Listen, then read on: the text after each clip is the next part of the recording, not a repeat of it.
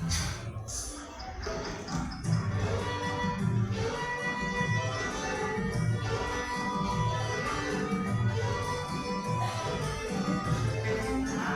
In the middle of dense forests, marshy land, and rivers that surround Colombo, messengers lit a bonfire. Its smoke heralded the arrival of strangers from distant shores to gain Bhuvanagappa the fifth of Kote. Reports of the newcomers reaches the king's court. Tielo, a very brute race, clad in iron, has landed on the shores. They are eating white rock and drinking blood, trading gold for mere trinkets, and their finds seem out of this world, my king.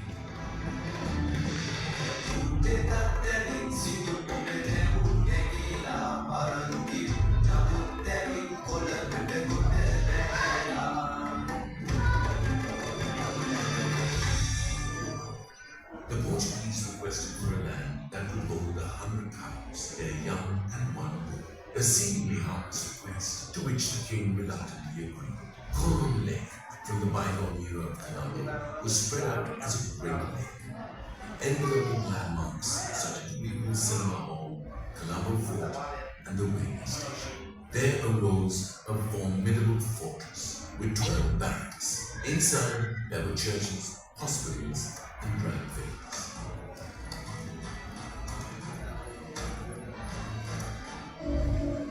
The Portuguese soon conquered Corte.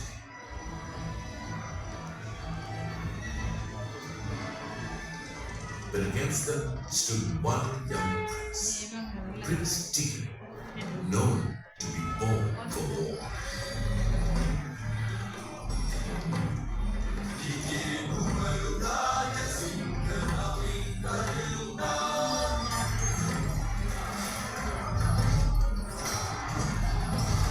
The moat around the fort obstructed attacking the fort, so Prince Tigre cut a canal to divert its water. Today, it is known as San Sebastian Canal. Prince Tigre was a formidable fighter against the Portuguese powers.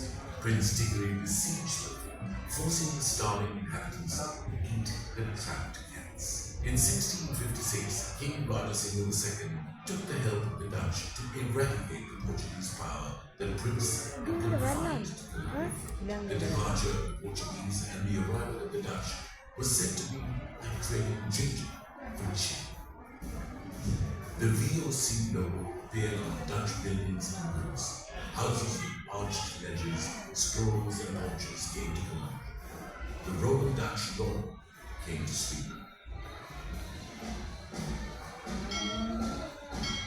At that time, a Dutch church built on grounds where wolves roamed was called Wolfenbruck.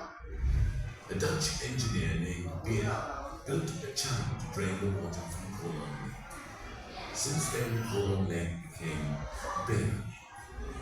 At 10 a.m. on February 16, 1796, the Dutch flag lowered for the last time over the lake, marking the end of 140 years of Dutch dominion.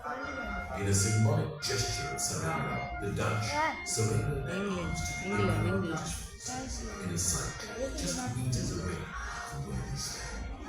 With the signing of the Cambrian Convention in 1815, the entirety of Sri Lanka fell under British rule, and Colombo emerged as the nerve center of colonial power. In the same year, King Sri Vikramaditya, the ruler of Kandy, was captured at Bomone in central Kandy and brought to Colombo. Till he was sent to Bellore in India, he was housed in a Dutch officer's residence. Venkatarangam, the Indian wife of the king, stayed in a mansion in Mara. The place where the queen went down to the Bear Lake to go to Mount Island stood the Portuguese gunboat. The water in Colombo was brackish that day. The best water was at Captain's Garden, a place a few meters away from it. This water was distributed to the whole of Colombo. Sri Kailasanatham Temple, the oldest Hindu temple in Colombo, is also located on this wonderful river. The queen, mistaking Malabana, had new clothes, so her famous painting, drawn by a painter named Dana, was drawn as she sat by the bed. The British, who revolutionized the Israel sector, built a road from Colombo to Manama. The Portuguese gunpowder stores was turned into navies. The country's been acquired. The road next to this was called Macau Road. Today, it is called D.R. Wijayawardena. Mr. D.R. Wijayawardena brought the last Lankan flag from England and published in his newspaper for recognition. Inspired by this, the national flag of Sri Lanka was made. In the place where the last king was housed stood one of Sri Lanka's highest buildings, named Arkasaka, while in the place where the queen was taken by boat, today stands the tallest building in South Asia. And amidst the throng of daily life, as a beacon of harmony and joy, a place where the threads of history weave a unique story of unity, diversity, and a resilience of Colombo